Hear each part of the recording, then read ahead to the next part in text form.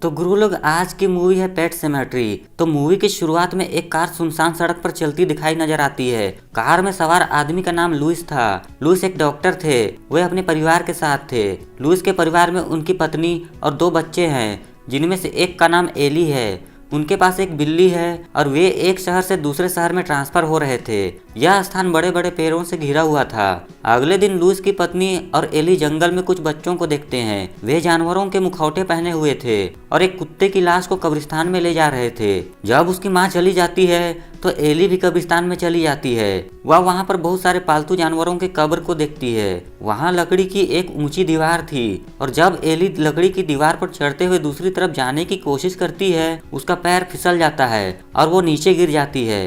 तभी एक बूढ़ा आदमी आता है। वो एली के पैर में लगे कांटों को निकालता है। वह एली को बताता है कि शहर के पालतू जानवरों की कब्रें यहाँ पर बनी हैं। यह यहाँ का पुराना रिवाज है। एली की तलाश करते हुए उसकी माँ भी वहाँ पर पहुँच जाती है। बूढ़ा आदमी एली की माँ से कहता है कि मैं तुम्हारा पड़ोसी हूँ और बच्चों को ऐसे ही अकेला छोड़ना सही नहीं होता है। एली की मां अपनी बेटी के साथ चली जाती है। दूसरी तरफ लुइस के अस्पताल में एक एक्सीडेंट का मामला आता है, जिसमें एक लड़के का बुरी तरह से एक्सीडेंट हो गया था। लुइस के घर के पास एक खतरनाक सड़क थी और वहां पर गाड़ियां बहुत ज्यादा स्पीड में चलती थी। उसी सड़क में लड़के का एक्सीडेंट हो गया था। लुइस लड़के को बचाने की बहुत ज्यादा कोशिश करता है, लेकिन वो उसे बचा नहीं पाता है और लड़के की मौत हो जाती है। वहीं कुछ देर बाद लुइस उस लड़के को अपने सामने बैठा देखता है, जो कि बोलता है कि वो जाग गया है और लकड़ी की दीवार को कभी टूटने मत देना। लुइस को कुछ समझ नहीं आता है और तभी एक नर्स आ जाती है। तो लुइस देखता है कि वो लड़का मरा हुआ है। लुइस सोचता है कि शायद ये उसका भ्रम था। लुइस फिर से अपने मरीज की आवाज़ सुनता है जब वो रात को सो रहा था।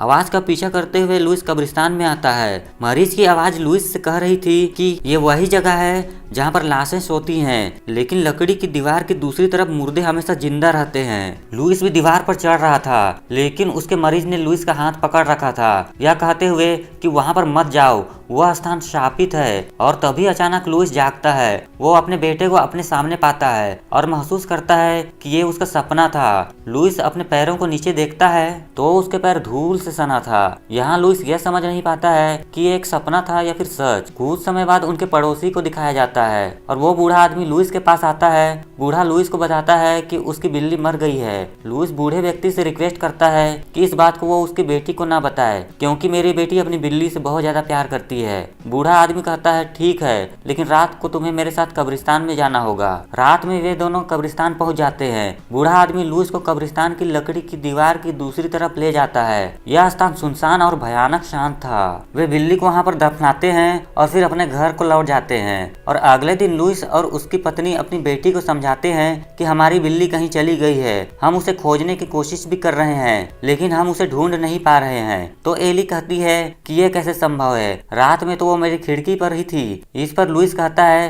कि नहीं, तुमने सपना देखा होगा। तो उसकी बेटी अलमारी की तरफ इशारा करते हुए कहती है कि जाओ और देखो, हमारी बिल्ली अभी भी उसके अंदर है। जब लुइस दरवाजा खोलता है तो अंदर उनकी बिल्ली थी और उसके हाव भाव और आंखें बदल गई थी। लुइस अपनी पत्नी से कहता है कि शायद मुझसे ही कोई गलती हुई होगी। हालांकि लुइस जानता था कि कुछ ऐसा हो रहा है जो कि इंसान के समझ के परे है। अगले दिन जब एली अपनी बिल्ली के साथ खेल रही थी तो एली की बिल्ली ने उसे नाखून मार दिया। लुइस को यह देखकर अजीब लगता है और वो बिल्ली उसके बेटे पर भी हमला करती है। इन सब के बाद लुइस बूढ़े आदमी के पास जाता है। वह उससे कहता है कि हमने अपनी बिल्ली को तो रात में दफना दिया था, लेकिन अब वो हमारे घर में जिंदा है। यह सुनकर बूढ़ा लुइस को अपने घर के अंदर ले जाता है। वो लुइस से कहता है कि कई साल पहले यहाँ एक जनजाति रहती थी। जनजाति की कहानी से पता चलता है कि वहाँ एक राक्षस भी रहता था। उस दानव की आत्मा पूरी तरह से शापित हो गई थी। लकड़ी की दीवार की दूसरी तरफ जहाँ पर हमने बिल्ली को दफनाया था, वह स्थान आज भी दानव के वश में है और जिस किसी की भी लाश को वहाँ दफनाया जाता है, वो उस लाश को दोबारा जिंदा कर देता है। और जब मैं बच्चा था तब मैंने अपने कुत्ते को भी वहाँ पर दफनाया था और फिर मेरा कुत्ता भी आपकी बिल्ली की तरह जिंदा हो गया था। बाद में मेरे पिता ने कुत्ते को खत्म कर दिया क्योंकि उसका स्वभाव बिल्कुल आक्रामक हो गया था। दरअसल बात यह थी कि मरने से पहले मेरा कुत्ता पहले से ही आक्रामक था। मुझे लगा कि आपकी बिल्ली का स्वभाव तो आक्रामक नहीं था और वह दोबारा जिंदा होने के बाद सामान्य रूप से व्यवहार करेगी, पर मुझे नहीं पता था कि यह भी मेरे कुत्ते की तरह आक्रामक हो जाएगी। इस बात को जानने के बाद लुइस अपनी बिल्ली को अपने घर से दूर छोड़ देता है। अगले दिन उनकी बेटी एली का जन्मदिन था। एली देखती है कि उसकी बिल्ली सड़क से उसके पास वापस आ रही है और वो अपनी बिल्ली को वापस लाने के लिए दौड़ती है। उसे देखकर एली का भाई भी सड़क की ओर बढ़ जाता है और जब लुइस अपने बेटे को सड़क पर जाते देखता है तो वो भी उसे रोकने के लिए दौड़ पड़ता है। वहीं सामने से एक बड़ा सा ट्रक भी तेज रफ्तार से आ रहा था। लुइस ने अपने बेटे को ट्रक से टकराने से पहले ही सही समय पर उसे बचा लेता है। ट्रक का ड्राइवर दोनों को बचाने के लिए ब्रेक लगा देता है, जिसके कारण टैंक ट्रक से अलग हो जाता है और लुइस की बेटी एली से टकरा जाता है, जिससे कि एली की मौके पर ही मौत हो जाती है।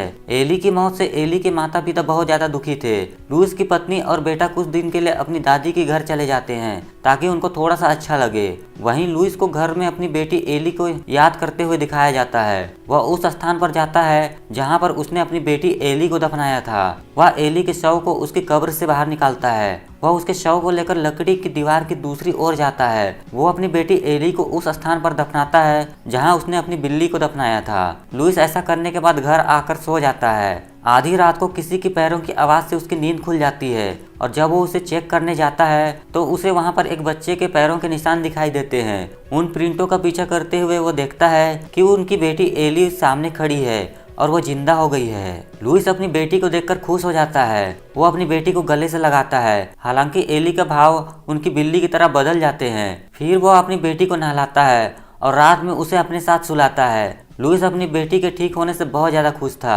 अगली सुबह जब वो जागता है और देखता है कि उसकी बेटी एली अजीब तरह से नाच रही थी, वो एली को इस तरह नाचने से मना करता है, लेकिन एली उसकी बात नहीं मानती है और वो आक्रामक हो जाती है और सामानों को इधर उधर फेंकने लगती है। वहीं लुइस के बेटे को दिखाया जाता है, जिसे कि बार बार लुइस के मरीज की आत्मा दिख रही थी, जो कि दुर्घटना में मारा गया था और लुइस उसे बचा नहीं सका था। जब लुइस की पत्नी ने नोटिस किया कि उसका बेटा बार बार उस मरीज का नाम पुकार रहा है तो वो इस बात से हैरान हो जाती है। अगली सुबह लुइस की पत्नी लुइस को फोन करती है, लेकिन वो फोन नहीं उठाता है तो लुइस की पत्नी अपने पड़ोसी यानी कि बुढ़ऊ को कॉल करती है। फिर बुढ़ऊ लुइस के घर जाता है। वो देखता है कि लुइस अजीब तरह से व्यवहार कर रहा है। बूढ़ा आदमी को लुइस पर शक हो जाता है और कहता है कि देखो, अगर तुमने कोई गलती की है तो हम उसे ठीक कर सकते हैं, लेकिन लुइस ने इसके लिए साफ साफ मना कर दिया। थोड़ी देर बाद बूढ़ा आदमी एली को खिड़की में देखता है, तब उसे पता चलता है कि लुइस ने क्या गलती किया है। इसीलिए वो घर पहुंचकर अपनी बंदूक को निकाल लेता है। वह अच्छी तरह से जानता था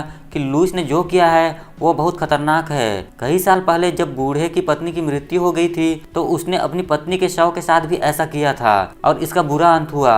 वह इससे गुजर चुका है। बाद में उसने अपनी ही पत्नी को खत्म कर दिया। इधर बूढ़े को पता चलता है कि उसके अलावा उस घर में कोई और भी है। जब बूढ़ा आदमी बंदूक लेकर ऊपर जाता है तो वहां पर एली थी। वो उस पर हमला कर देती है। वो उसे नुकसान पहुंचाती है।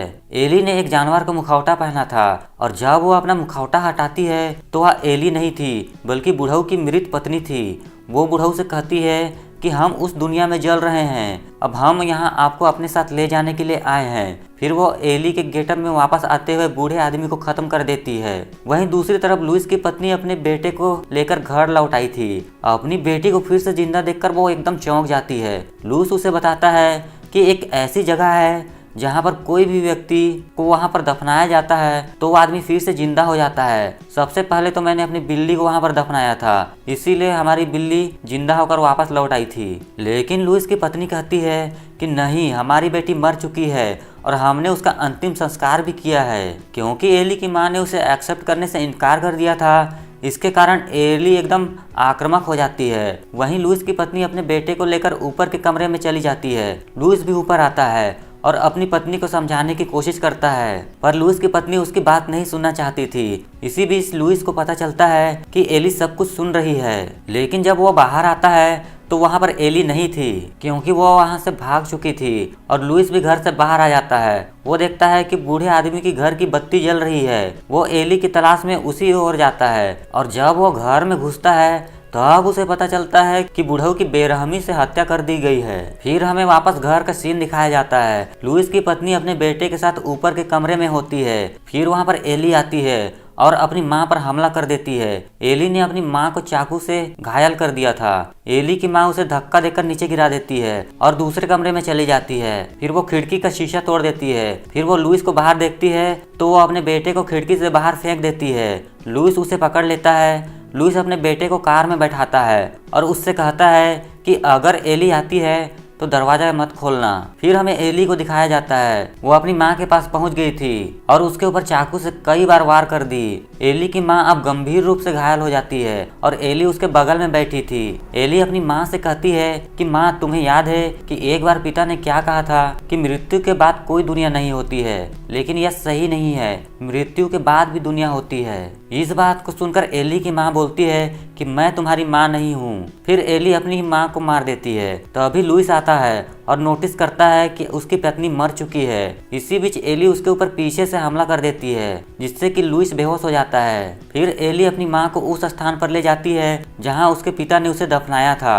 वो अपनी माँ को दफना देती है और तभी वहाँ पर लुइस आ जाता है। उसे अपने आसपास कोई भी दिखाई नहीं दे रहा था और तभी वो एली की आवाज़ सुनता है। वो कह रही थी कि यह सब आपकी वजह से हुआ है और अब आपको हमारे साथ आना होगा। इसके बाद एली लुइस पर हमला कर देती है और उनके बीच लड़ाई होने लगती है, लेकिन लुइस अपनी बेटी को पकड़ लेता है। वो एली को फावड़ा से मारने ही वाला होता है कि तभी उसकी पत्नी पीछे से आकर उसे मार देती है, क्योंकि वो भी मरने के बाद जिंदा हो गई थी। फिर अगली सुबह हमें बूढ़े का घर को जलता हुआ दिखाया गया है। इधर लुइस का बेटा अभी भी कार में बैठा था। वो देखता है कि उसके माता पिता और उसकी बहन एली सामने से आ रहे थे। लुइस के हाथ में पेट्रोल भी था, जिससे कि वो बुढ़ाऊ के घर को आग लगा दिया था। उनकी बिल्ली भी साथ ही मौजूद थी और लुइस अपने बेटे को कार की खिड़की से देखता है। इसके बाद कार की दरवाजा खुलने की आवाज सुनाई देती है और मूवी यहीं पर खत्म हो जाती है। और आगे क्या हुआ होगा इसका आइडिया आप लगा ही सकते हैं। और आज की वीडियो में सिर्फ इतना ही।